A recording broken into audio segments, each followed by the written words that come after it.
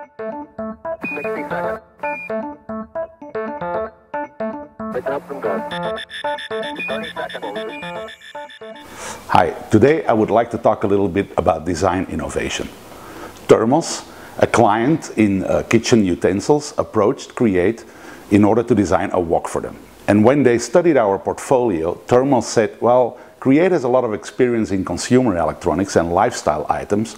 However, we don't have a lot of projects that involve kitchen utensils. And they were a little bit worried about that. So I convinced the THERMOS development team that actually us not having so much experience in kitchen utensils can be a good thing, because we will look at the project from a new perspective.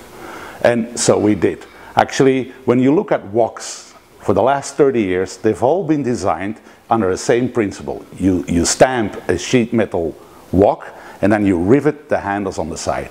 And when we looked at it as a development team, we said, like, well, what are the pain points with doing that?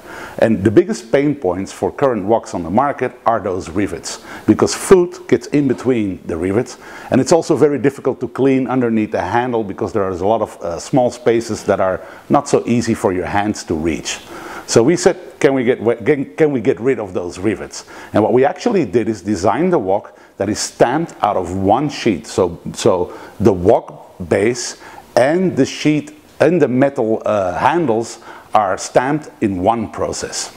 And by doing that, you don't need to rivet the handles in afterwards, and it actually solves those two pain points that I talked about. It's much easier to clean, there are no rivets on the inside surface of the woks, and the handles are assembled much easier. So when we presented this proposal to THERMOS, they were flabbergasted, because they said, we've been in the wok business for 30 years, and why didn't we think of this? This is such a simple process. And actually, they were even more surprised because the production process is cheaper than the old wok design.